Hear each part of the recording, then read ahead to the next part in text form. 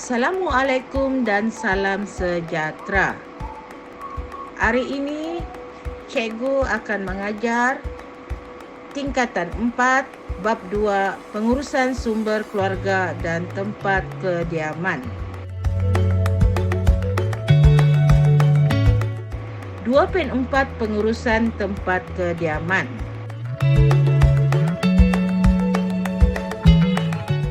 (2.4.1) Jenis tempat kediaman.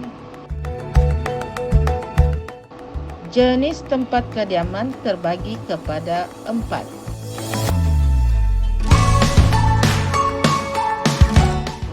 Yang pertama, rumah pangsa puri. Yang kedua, rumah teres. Yang ketiga, rumah banglo. Dan yang keempat, rumah papan.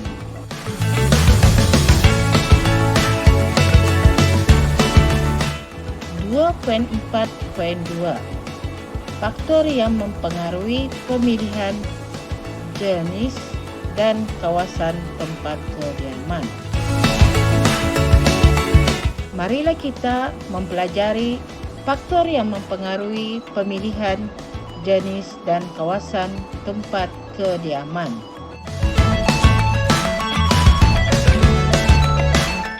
Keperluan: tempat berteduh daripada hujan dan panas, berlindung daripada jenayah dan bencana, tempat berinteraksi dan melaksanakan aktiviti harian, menepati keperluan yang berbeza seperti saiz keluarga dan ciri khas orang tua, cacat atau uzur. Pendapatan: keluarga berpendapatan tinggi mampu memilih kediaman yang strategik, besar, infrastruktur dan pelbagai dan berteknologi tinggi. Keluarga berpendapatan rendah dan sederhana perlu memilih mengikut kemampuan. Keselamatan: memilih kawasan yang bebas jenayah atau berampiran balai polis dan balai bomba. Turut boleh ditingkatkan dengan kawalan keselamatan seperti pengawal keselamatan, sistem pencegahan kebakaran dan pemasangan jeriji. Kejiranan: cara pemikiran, sosioekonomi, norma dan gaya hidup yang hampir sama membantu interaksi antara keluarga. Infrastruktur dan perkhidmatan yang lengkap dapat memenuhi keperluan ahli keluarga yang pelbagai. Jalan raya, sistem bekalan air dan elektrik, dan tempat ibadat. Estetika: kawasan sekeliling yang bersih, hiasan landscape dan pemandangan yang cantik. 2.4.3 Jenis ruang dan fungsinya dalam tempat kediaman. Ruang tempat kediaman boleh dibahagi kepada 3. Yang pertama, ruang sosial. Ruang untuk berehat dan berinteraksi antara ahli keluarga, contoh ruang tamu dan ruang makan. Ruang kedua ialah ruang persendirian. Ruang untuk membersih, mengemas diri dan merehatkan diri. Contoh bilik tidur dan bilik mandi.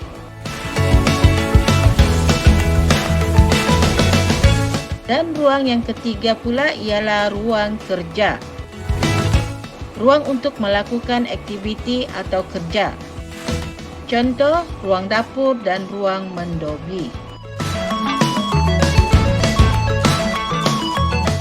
2.4.4 Faktor yang mempengaruhi keselesaan setiap ruang kediaman.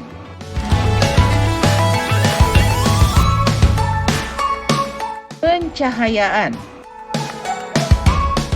Pencahayaan yang baik dalam ruang kediaman penting supaya penghuni dapat melihat dengan jelas, mengelakkan kemalangan dan memberi suasana selesa.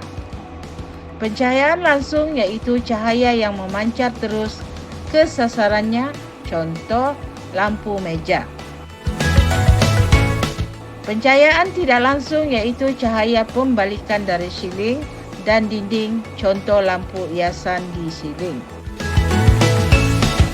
Pencahayaan am iaitu cahaya menyeluruh untuk sesuatu ruang, contoh lampu pendaflor.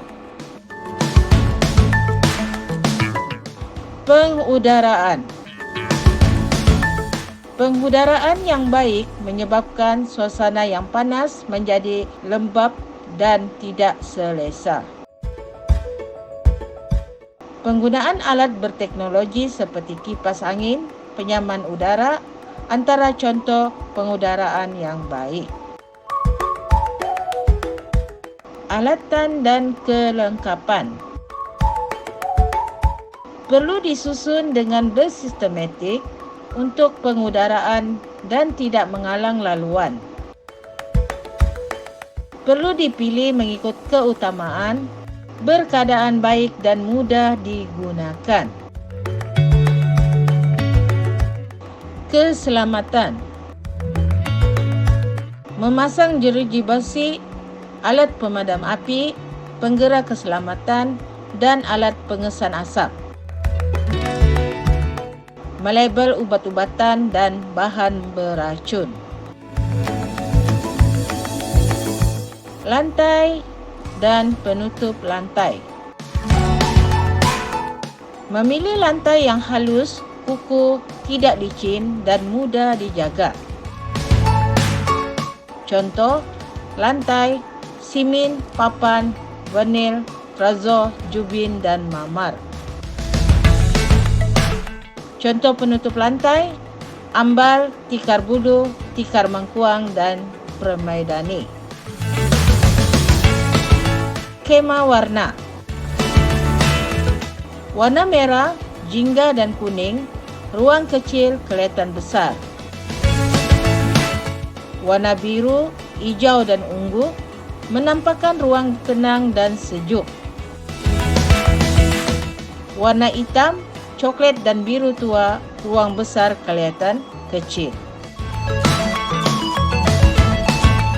2.4.5 Alatan berteknologi yang digunakan. Ini adalah antara alatan berteknologi tempat kediaman. Yang pertama, pengering rambut. Kedua, ketuhar gelombang mikro. Ketiga, streka. Keempat, mesin basuh. Kelima, penyaman udara. Keenam, dapur memasak. Ketujuh, cerek elektrik. Dan yang terakhir, peti ais. 2.4.6 Pengaruh teknologi terhadap pengurusan tempat kediaman. Masa. Menjimatkan masa untuk melakukan lebih daripada satu kerja serentak. Tenaga.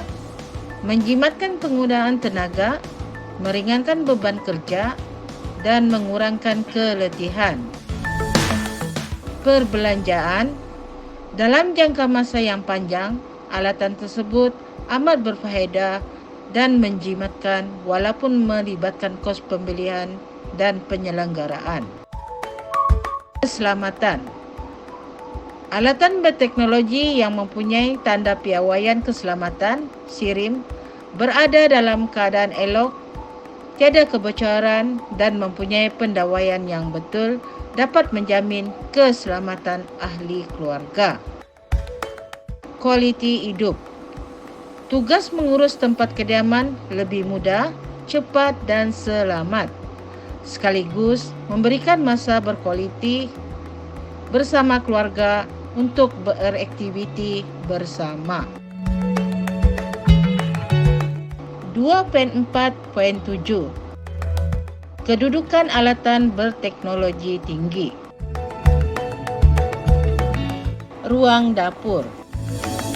Peti sejuk dan almari makanan perlu berdekatan meja kerja untuk menghadkan pergerakan. Sinki perlu di tepi tingkap untuk pencahayaan dan pengudaraan yang cukup. Alatan berteknologi perlu berampiran, suis elektrik dan mudah dilihat. Ruang mendobi. Mesin basuh perlu berdekatan sumber air dan suis elektrik serta diletakkan tepi tingkap atau pintu untuk pencahayaan dan pengudaraan. Bahan pencuci dan alatan cucian perlu disimpan berampiran mesin basuh. Ruang tamu. Susun atur perabot dan kelengkapan perlu bersesuaian dengan saiz ruang supaya tidak menghalang laluan. Alatan berteknologi perlu berampiran suis elektrik.